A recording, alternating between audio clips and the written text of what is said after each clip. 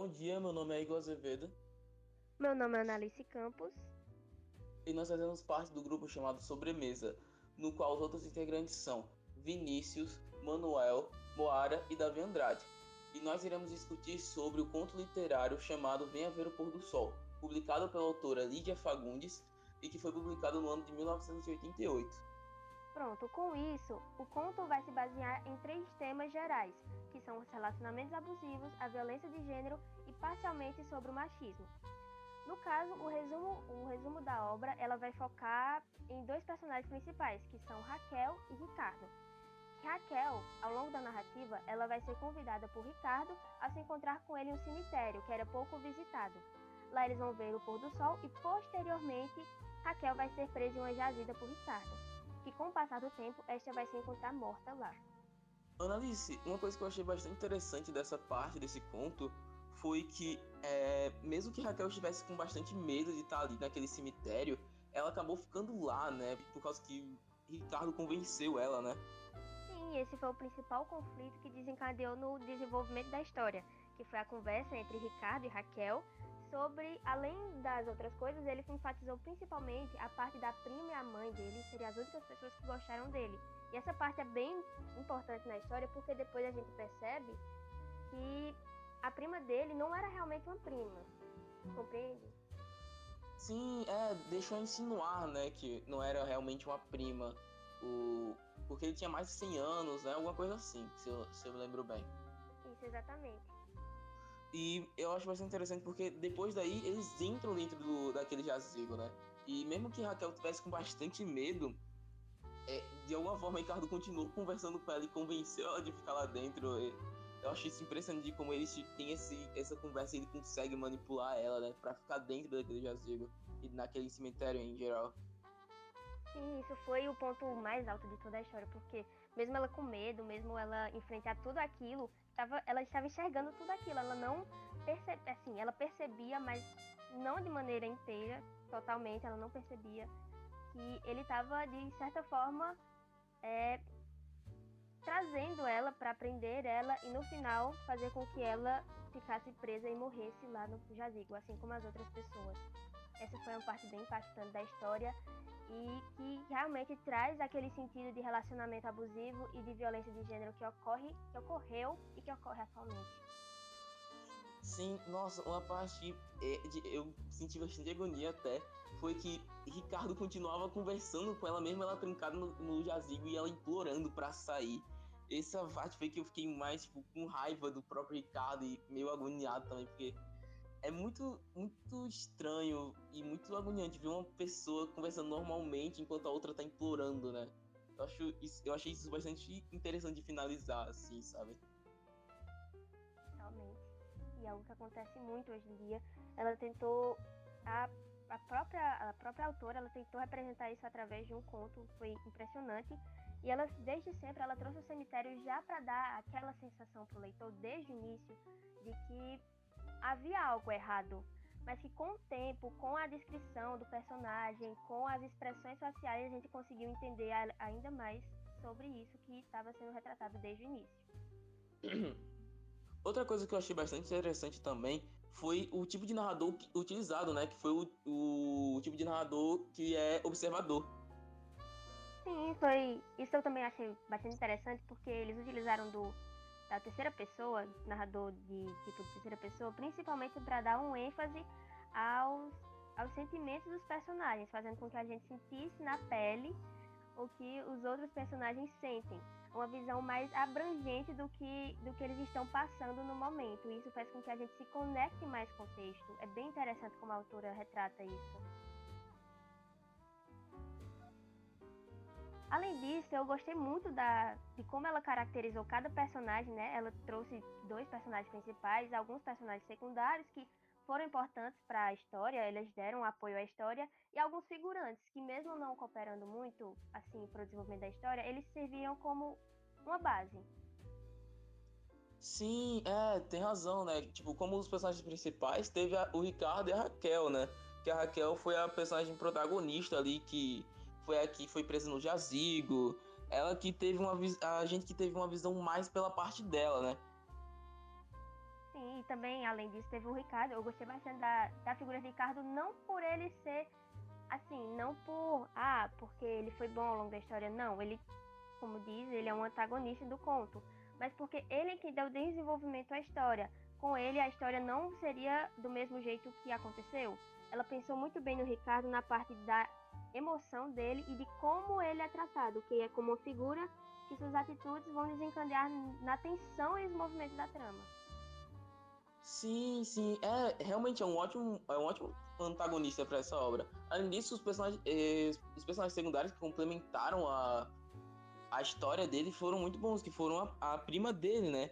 Que é uma personagem que, mesmo sendo uma personagem secundária, ela ajudou a ambientar a história e mostrar o contexto e a relação familiar que o Ricardo tinha, né? Já que ela era a única pessoa que amou verdadeiramente o Ricardo. Sim, e além da prima, também teve o marido de Raquel, que foi importante para dar aquele ênfase dar aquela intencionalidade de que Raquel não queria permanecer lá porque ela queria ficar no conforto perto de seu marido, que era rico, ele possuía mais condições do que Ricardo, mas que mesmo assim ela não foi capaz de voltar ao seu marido porque ela foi dirigida, ela foi impulsionada pelas palavras de Ricardo. Com isso a gente tem os Sim. figurantes também, né? Figurantes da A gente obra. também tem os figurantes que eu achei até bem engraçadinhos, que foram aquelas crianças na roda que estavam ali só mais para complementar mesmo a ambientação do local, que não ajudaram basicamente nada na história, mas estão ali mesmo para complementar, né, o ambiente. Sim, sim. E sobre o tempo que se passa a narrativa, a gente pode trazer que ela incorpora muito o que ocorre na atualidade, mas aqui ela traz um contexto formal muito usado na década de 1970 e 1980. O que você acha que a autora quis repassar utilizando essa linguagem da época? Eu acho que pode ser evidente bastante coisa, já que como a Raquel estava numa hora ali meio aterrorizada, parece que a obra estiga mais, sabe? Ela acaba esticando, acaba fazendo com que o tempo passasse mais lento, até mesmo na leitura, porque a gente percebe que tá tipo, tão lento por causa do horror psicológico que tá mudando a percepção de tempo da própria menina, que é a Raquel, né? Sim. E além disso, a gente também tem a incorporação do espaço, né? Que o espaço vai tratar, durante a trama, o cemitério, que já é um local de horror. Já vai trazer a esse sentimento de que algo não está certo durante a obra. Ele já traz isso com a intenção de provocar no leitor o sentido de que, isso não está certo. Você está convidando ele para um cemitério, você está convidando ela para um cemitério abandonado que não tem, geralmente, que durante a obra é apresentado, né?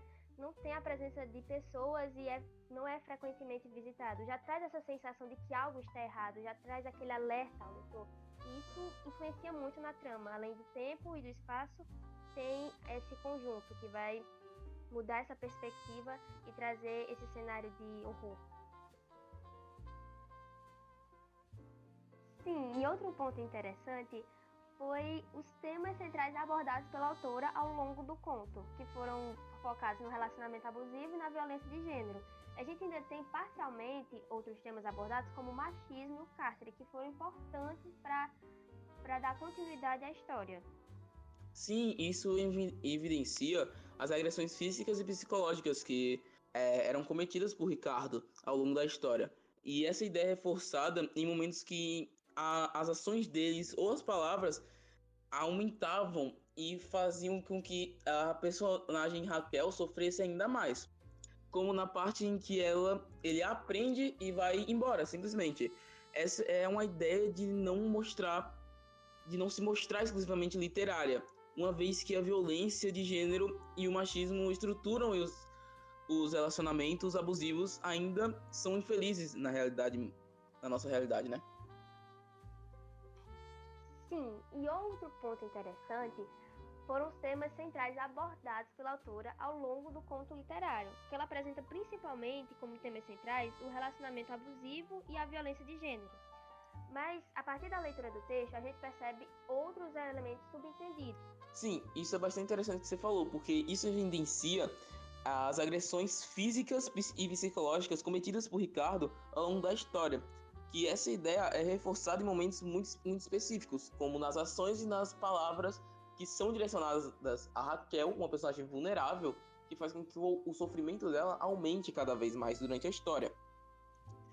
Como na parte em que ele aprende no jazigo e simplesmente só vai embora.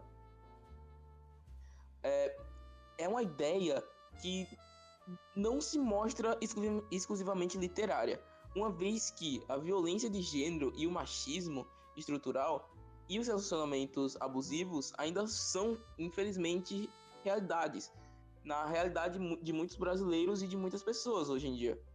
Além disso, em um trecho do livro, é dito que um baque metálico decepou-lhe a palavra pelo meio. Olhou em redor, a peça estava deserta. Voltou a olhar para a escada. No topo, Ricardo a observava por detrás da portinhola fechada. Tinha seu sorriso, meio inocente, meio malicioso.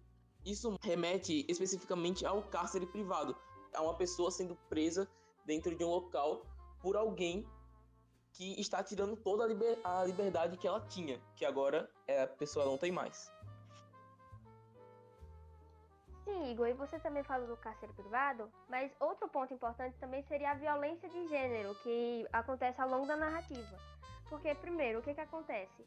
Isso decorreu depois de um término entre eles dois, que ele tenta, através desse término, fazer a reconciliação entre elas, chamando para um lugar isolado, que já é o começo de tentar isolar ela do mundo, das pessoas, para que nada interfira no processo dele. Com isso, ele vendo que Raquel buscou autonomia e conseguiu evoluir, porque através do marido dela conseguiu ter acesso financeiro, conseguiu ter um melhor desenvolvimento financeiro, ele desenvolveu aquele desejo de vingança, de fazer com que ela se separe dele de maneira forçadamente. E por isso ele tenta buscar essa maneira de separação através do cemitério. Ele vai fazer com que ela se prenda àquilo e fique isolada do mundo, como acontece quando ele prende ela na jazida. Que faz o quê? Faz uma analogia a como funcionam os relacionamentos abusivos hoje em dia. Que o marido ou a esposa, muitas vezes, tenta prender o outro a esse ciclo, tenta manipular ele a se prender nesse ciclo de opressão e prisão social, que muitas vezes antecedem a violência extrema. Então, em conclusão, a gente tem que o texto, o conto literário, ele vai usar da linguagem formal para expressar essas denúncias sociais. Além disso, o título Venha Ver o Pôr do Sol, ele vai tratar o pico da história, que é o momento em que ambos vão ver o pôr do sol em um cemitério. A análise do conto Venha Ver o Pôr do Sol Não, desculpa, calma. A análise do conto Venha Ver o Pôr do Sol, de Lídia Fagundes, evidencia como a autora utiliza uma narrativa curta, mas carregada de tensão psicológica, para revelar as dinâmicas de poder presentes em relacionamentos marcados pelo machismo e pela violência de gênero.